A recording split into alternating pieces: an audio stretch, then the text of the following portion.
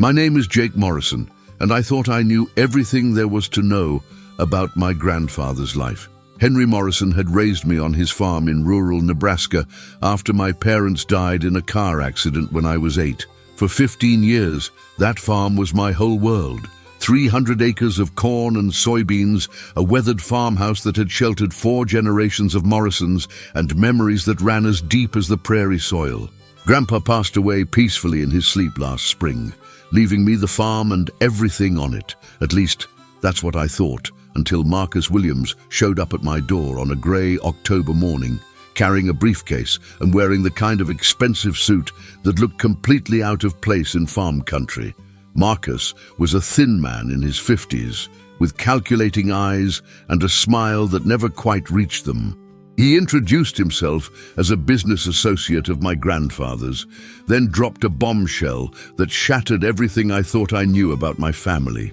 According to Marcus, my grandfather had left him the entire farm in a will that superseded the one filed with the county probate court. He produced official-looking documents bearing what appeared to be Grandpa's signature, witnessed and notarized just 6 months before his death. The papers granted Marcus Williams full ownership of the land, the house, the equipment, and even Grandpa's beloved 1952 farmhouse tractor. I stared at the documents in disbelief, my hands shaking as I tried to process what I was seeing. The signature looked authentic, the legal language was convincing, and the witnesses were people I didn't recognize but whose names appeared legitimate. Marcus explained that he had been helping my grandfather with some financial difficulties, and that the farm had been signed over as collateral for a substantial loan. The worst part was that I couldn't immediately prove the documents were fake. Marcus had given me 30 days to vacate the property, and I had no idea how to fight something that looked so official and convincing. Chapter 2. Searching for answers. The next few weeks were a nightmare of legal consultations and desperate research. I hired the only lawyer in town who would take my case on a payment plan, but even she seemed skeptical about my chances of overturning what appeared to be a legitimate will. The documents Marcus had presented were professionally prepared, complete with proper notarization and witness signatures that checked out when we investigated them. I spent every spare moment going through Grandpa's papers, looking for any evidence that might contradict Marcus's claims. I searched through decades of farm records, bank statements, and personal correspondence, but found nothing that mentioned Marcus Williams or any significant financial difficulties that might have led Grandpa to sign over the farm. The more I learned about Marcus, the more suspicious I became. He claimed to be a private lender who specialized in helping farmers through difficult times, but when I tried to research his business, I found very little concrete information. His company had a professional website and a registered address, but no one in the local farming community had ever heard of him. What bothered me most was that Grandpa had never mentioned any financial problems. The farm was profitable, the mortgage had been paid off years ago, and Grandpa had always been careful with money. It seemed completely out of character for him to risk the family legacy by borrowing against the land, especially without telling me about it. I also couldn't understand why Grandpa would leave everything to a stranger instead of his own grandson. We had been close, working the farm together every day, and he had always talked about how proud he was that I wanted to continue the family tradition. The idea that he would cut me out of his will without explanation made no sense. But despite my doubts, I couldn't find any concrete evidence to challenge the documents. The witnesses confirmed their signatures, the notary's records seemed legitimate, and the legal language appeared to be ironclad. I was running out of time and options, facing the very real possibility of losing everything I had ever cared about. Chapter 3. The Old Tractor. With less than a week left before I had to vacate the farm, I decided to spend my remaining time working on Grandpa's old farmhouse tractor. The 1952 model had been his pride and joy, a machine he had restored himself and maintained with obsessive care for over 30 years. Marcus had made it clear that the tractor was included in his claim to the property, and I couldn't bear the thought of losing it along with everything else. The red farmhouse sat in the main barn, its paint faded but its engine still strong. Grandpa had taught me to drive on that tractor when I was barely tall enough to reach the pedals, and some of my happiest memories involved riding beside him during harvest season, learning the rhythms of farm life and the satisfaction of honest work. I had always planned to restore the tractor completely, bringing it back to showroom condition as a tribute to Grandpa's memory. Now it seemed like a fitting final project, a way to honor our relationship before I lost everything that connected me to him. The restoration work was therapeutic, giving me something constructive to focus on, while my lawyer made last-ditch efforts to challenge Marcus's claim. I stripped away decades of accumulated grease and grime, replaced worn parts, and carefully cleaned every component of the engine. The familiar work helped calm my mind and reminded me of all the lessons Grandpa had taught me about patience, persistence, and attention to detail. As I worked, I found myself talking to Grandpa as if he were still there, asking him how he could have left me in this situation, and begging him for some sign that would help me understand what had really happened. The old barn felt full of his presence, and I could almost hear his voice, guiding me through the more complicated aspects of the restoration. It was during this emotional process that I made a discovery that would change everything. While cleaning the engine compartment, I noticed something unusual about one of the access panels, something that would reveal a secret Grandpa had hidden for over 3 decades. Chapter 4: The Hidden Compartment. The discovery came by accident while I was replacing the tractor's fuel filter. As I reached deep into the engine compartment to access the filter housing, my fingers brushed against something that didn't belong. A small metal tab hidden behind a maze of pipes and wiring. When I pulled on the tab, a carefully concealed panel slid open, revealing a secret compartment that had been invisible unless you knew exactly where to look. Inside the compartment was a waterproof pouch wrapped in oiled cloth, obviously placed there with great care and intended to remain hidden for a long time. My heart pounded as I carefully extracted the package, wondering what Grandpa had considered important enough to hide in such an elaborate way. The pouch contained several items that made my breath catch in my throat. First was a letter addressed to me in Grandpa's distinctive handwriting, dated just 2 weeks before his death. The envelope was marked, "To be opened only if someone tries to steal the farm," and I realized that Grandpa had somehow anticipated the exact situation I was now facing. Along with the letter were photographs, documents, and what appeared to be audio recordings on small digital devices that Grandpa must have purchased specifically for this purpose. There was also a detailed map of the farm, with certain areas marked in red ink, and a list of names and dates that meant nothing to me at first glance. I sat on the barn floor with the contents of the pouch spread around me, feeling like an archaeologist who had just uncovered a treasure that would rewrite history.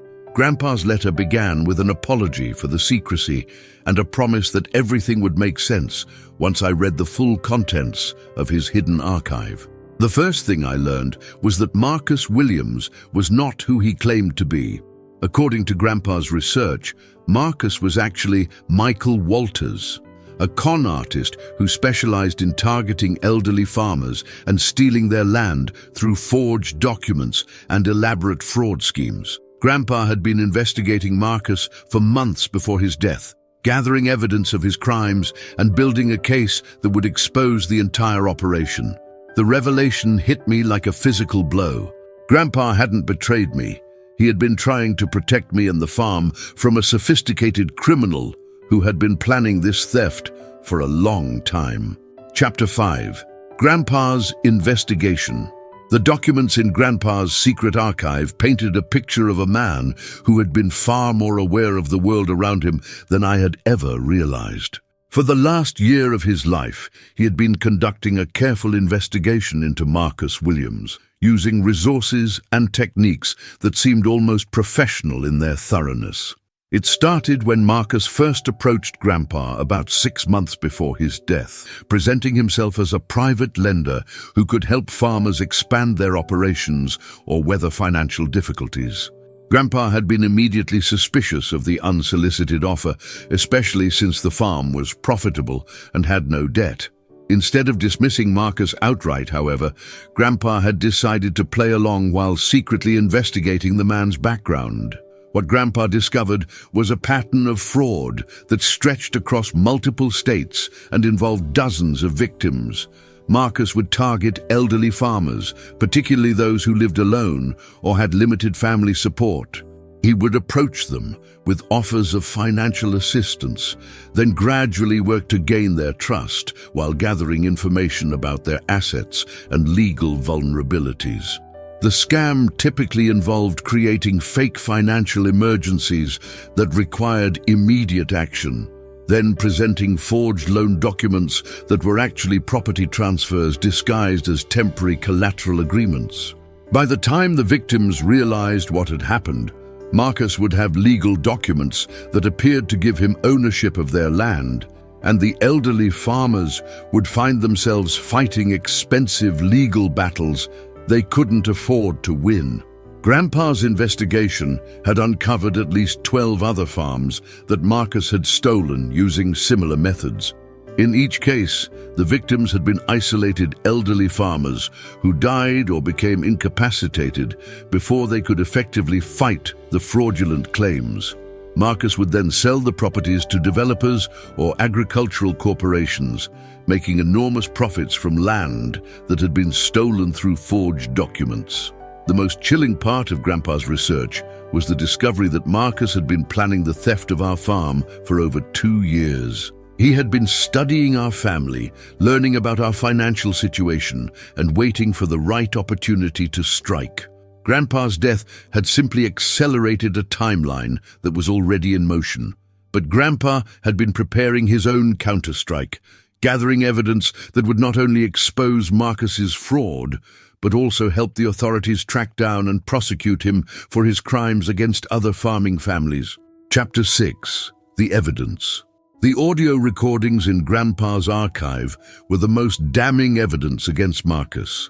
Using a small digital recorder that he had learned to operate, despite his usual aversion to modern technology, Grandpa had captured several conversations with Marcus that revealed the true nature of his intentions. In the first recording, Marcus could be heard pressuring Grandpa to sign documents that he claimed were simple loan applications, but were actually property transfer agreements.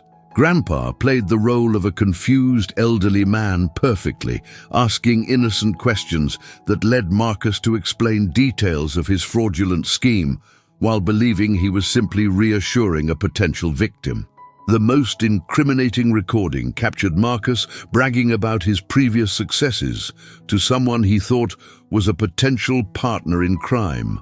He described his methods in detail, including how he forged signatures, created fake witnesses, and manipulated legal documents to steal property from unsuspecting farmers. He even mentioned specific farms he had stolen and the profits he had made from selling them. Grandpa had also photographed documents that Marcus had shown him during their meetings, including templates for forged wills and property transfers that bore striking similarities to the papers Marcus had presented to me. The photographs clearly showed that the documents were created using computer software rather than being genuine legal papers prepared by legitimate attorneys. Perhaps most importantly, Grandpa had discovered the real identities of the witnesses who had supposedly signed the fraudulent will.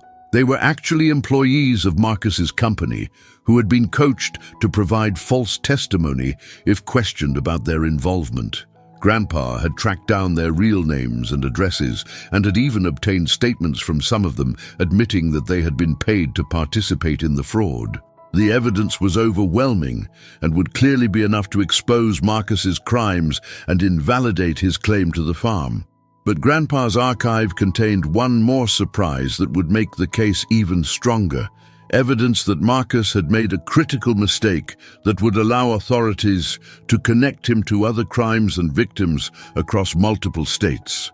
The final piece of evidence was a detailed financial trail that Grandpa had painstakingly assembled, showing how Marcus moved money from his fraudulent land sales through a network of shell companies and offshore accounts. Chapter 7. The Bigger Picture. As I continued reading through Grandpa's investigation, I began to understand the full scope of Marcus's criminal enterprise. This wasn't just about stealing our farm. It was part of a sophisticated operation that had been targeting rural communities across the Midwest for over a decade.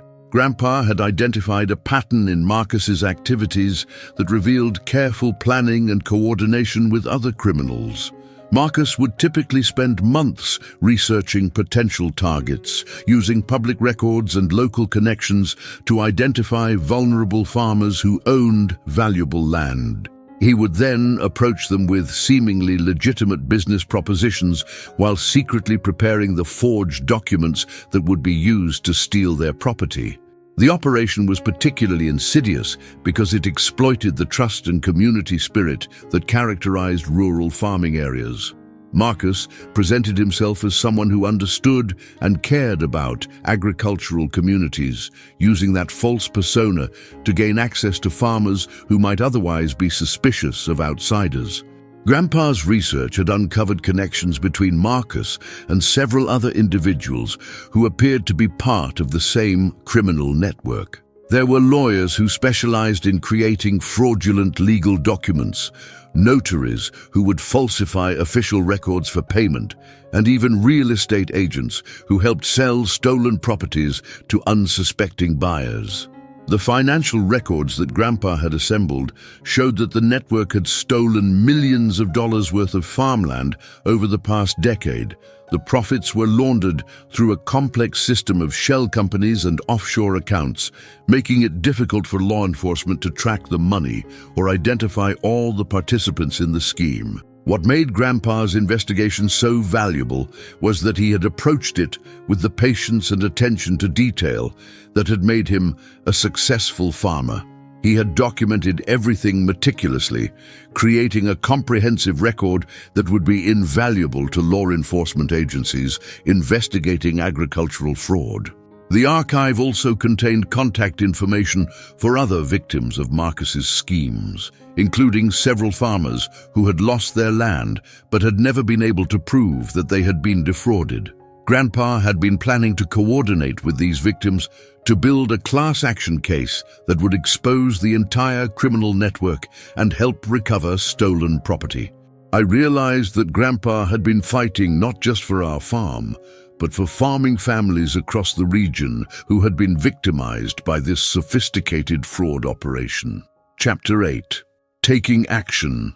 Armed with Grandpa's evidence, I immediately contacted my lawyer and arranged an emergency meeting to review the new information. Sarah Chen, the attorney who had been handling my case, was amazed by the thoroughness of Grandpa's investigation and confirmed that the evidence would be more than sufficient to invalidate Marcus's fraudulent claim. We decided to take a two-pronged approach to the situation. First, we would present the evidence to the local court to have Marcus's claim dismissed and his fraudulent documents declared invalid. Second, we would contact federal law enforcement agencies to report the broader criminal conspiracy that Grandpa had uncovered. The audio recordings were particularly powerful evidence because they captured Marcus describing his criminal methods in his own voice. Sarah explained that this type of evidence would be nearly impossible for Marcus to challenge or explain away, especially when combined with the documentary evidence and witness statements that Grandpa had assembled. We also decided to contact the other victims that Grandpa had identified, offering to share the evidence that might help them recover their stolen property. Sarah believed that coordinating with other victims would strengthen our case and help law enforcement build a comprehensive prosecution against the entire criminal network. The first step was to file an emergency motion with the court, requesting an immediate hearing to present the new evidence and seeking a temporary restraining order to prevent Marcus from taking any action related to the farm. Sarah was confident that any reasonable judge would halt the property transfer once they saw the evidence of fraud. I spent the next 2 days helping Sarah organize and prepare the evidence for presentation to the court. We created a detailed timeline of Marcus's activities, compiled the audio and photographic evidence into a comprehensive package, and prepared witness statements from the people Grandpa had interviewed during his investigation. The most satisfying part of the preparation was listening to the recordings of Marcus describing his criminal activities. His arrogance and callousness were shocking, but they also provided ironclad evidence of his guilt that would be impossible to deny or explain away. As we prepared for the court hearing, I felt a profound sense of gratitude for Grandpa's foresight and determination. He had known that he was dying and had used his remaining time to protect the farm and expose a criminal who had been preying on farming families for years. Chapter 9. The confrontation. The emergency court hearing was scheduled for the following Monday, giving us just enough time to notify Marcus and his attorney about the new evidence we would be presenting. Sarah decided to serve the legal papers personally, both to ensure proper notification and to observe Marcus's reaction when he learned that his fraud had been exposed. I accompanied Sarah to Marcus's hotel, curious to see how he would respond when confronted with evidence of his crimes. We found him in the lobby, dressed in his usual expensive suit and projecting the same false confidence that had initially made his claims seem credible.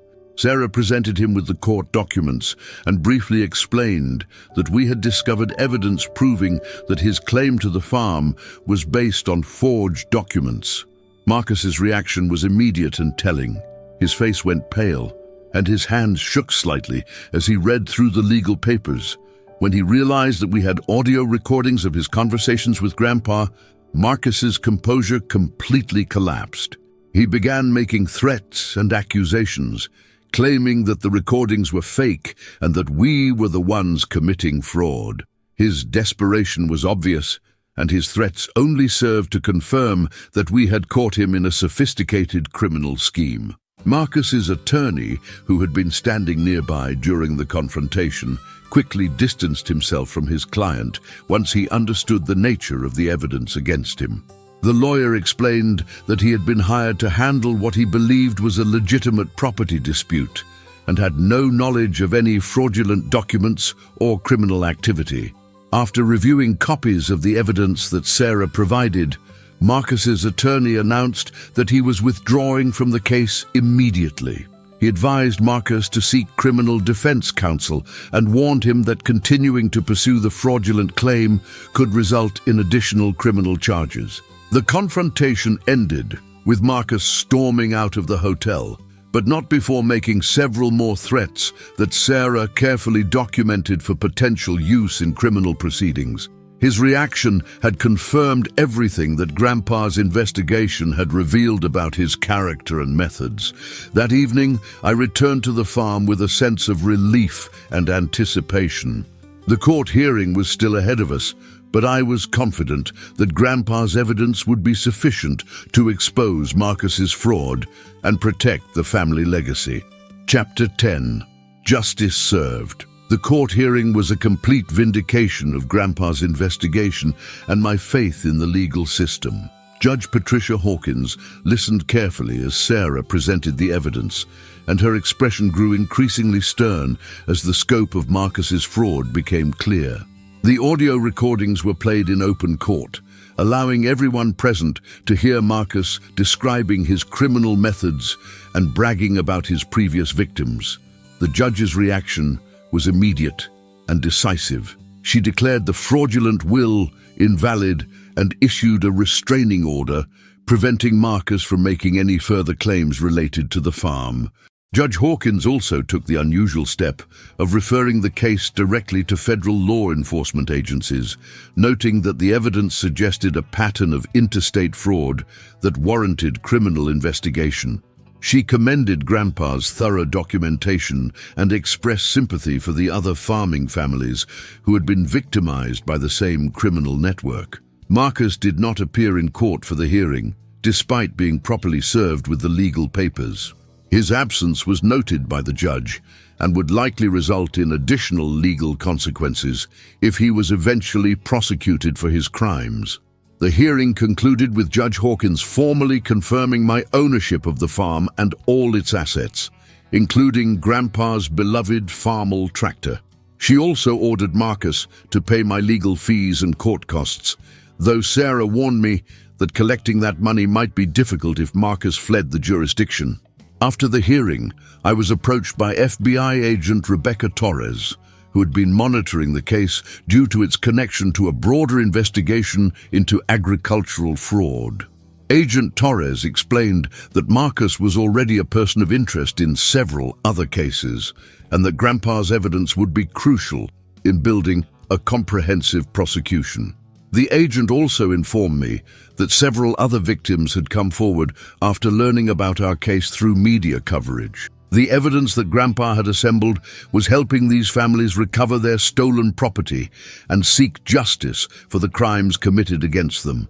As I drove back to the farm that afternoon, I felt a profound sense of relief and gratitude. Grandpa's foresight and determination had not only saved our family legacy, but had also helped expose a criminal network that had been preying on farming communities for years. The old farmhouse tractor was waiting for me in the barn, its restoration nearly complete and its secret compartment now empty of the evidence that had saved the farm. Chapter 11. The Aftermath. In the weeks following the court hearing, the full extent of Marcus's criminal network began to unravel. FBI investigations revealed that he had been operating under multiple identities across several states, targeting elderly farmers with the same fraudulent schemes that he had attempted to use against our family. Agent Torres kept me informed about the progress of the investigation, and I learned that Grandpa's evidence had been instrumental in identifying other victims and recovering stolen property.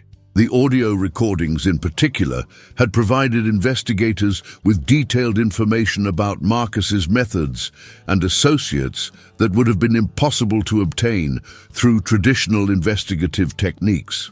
Several other farming families contacted me directly to express their gratitude for Grandpa's work and to share their own stories of victimization. Many of them had lost their land and had given up hope of ever recovering it. But the evidence from Grandpa's investigation was helping them reopen their cases and seek justice. The media attention surrounding the case also led to increased awareness about agricultural fraud and the vulnerability of elderly farmers to sophisticated scams.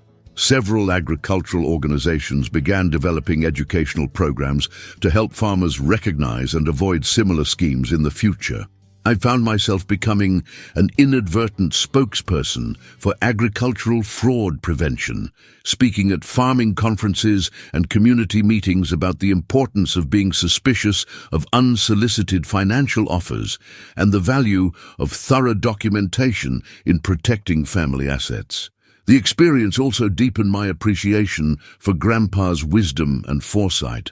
His decision to investigate Marcus, rather than simply dismissing him, had not only saved our farm, but had also helped protect other farming families from similar crimes.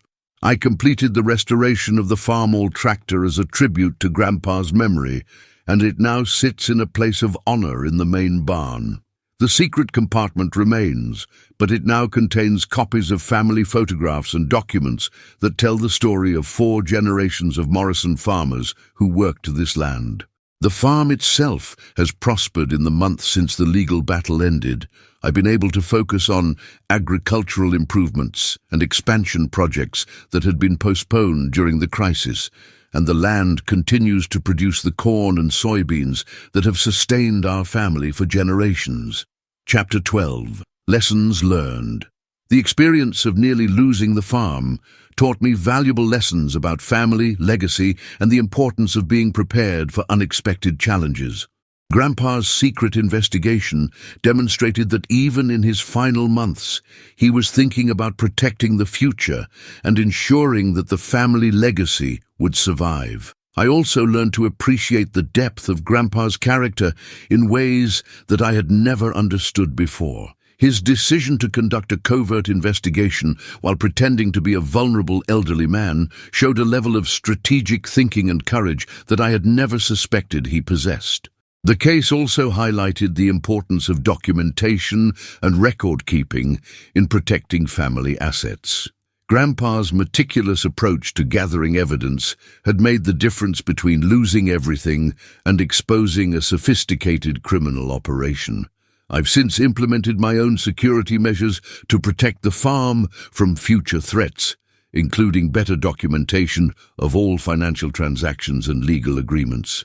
I've also established relationships with law enforcement agencies and agricultural organizations that can provide assistance if similar problems arise in the future.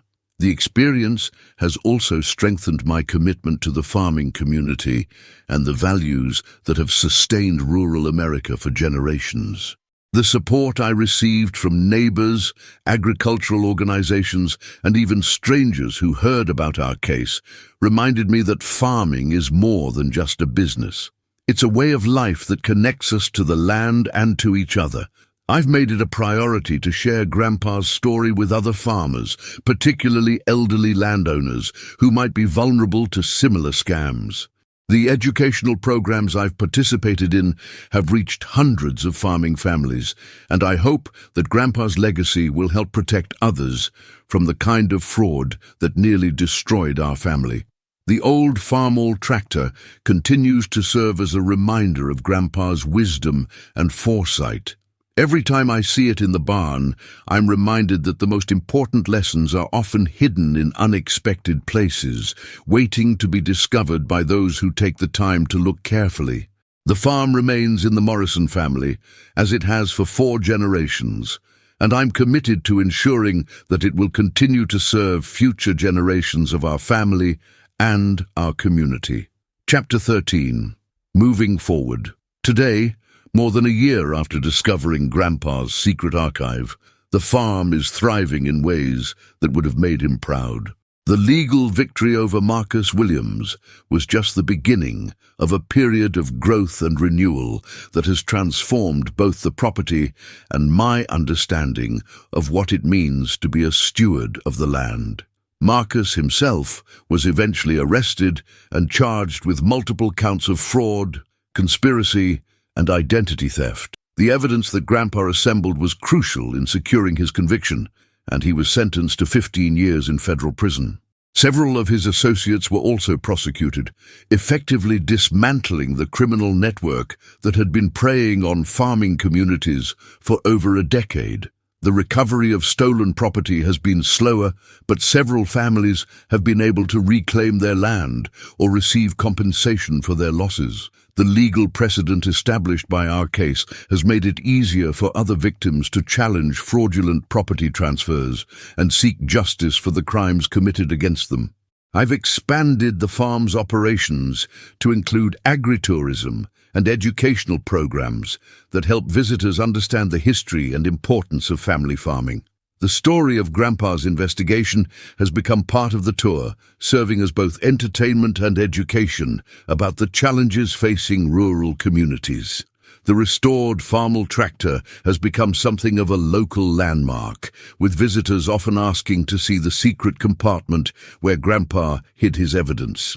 I've used these opportunities to talk about the importance of protecting family assets and being vigilant against fraud, turning Grandpa's story into a teaching tool that continues to help others. My relationship with the farming community has also deepened through my involvement in fraud prevention efforts. I serve on the board of a regional agricultural organization that provides education and support to farmers facing legal challenges, and I regularly speak at conferences about agricultural security and asset protection. The experience has also influenced my personal approach to farming and land stewardship. I've implemented sustainable farming practices that will preserve the soil for future generations, and I've established conservation easements that will protect the land from development pressure while maintaining its agricultural productivity.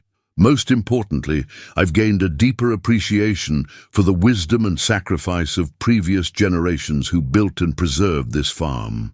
Grandpa's final gift was not just the evidence that saved the property, but the reminder that protecting what matters most sometimes requires courage, patience, and careful planning. The farm continues to produce the crops that have sustained our family for over a century, but it now also serves as a symbol of resilience and the power of preparation in the face of unexpected challenges. Thank you for listening to this story of family legacy, criminal fraud, and the power of one man's determination to protect what he loved most. I hope Grandpa's example inspires you to document and protect your own family assets, and to never underestimate the importance of being prepared for unexpected challenges. Please let me know in the comments where you're listening from. I love hearing from people all over the world who appreciate stories about family, farming, and the triumph of justice over greed. And don't forget to subscribe to the channel for more stories about rural life, family legacy, and the unexpected adventures that can unfold when you take the time to really examine the world around you. Until next time, remember that the most important secrets are often hidden in plain sight, waiting for someone who cares enough to look for them.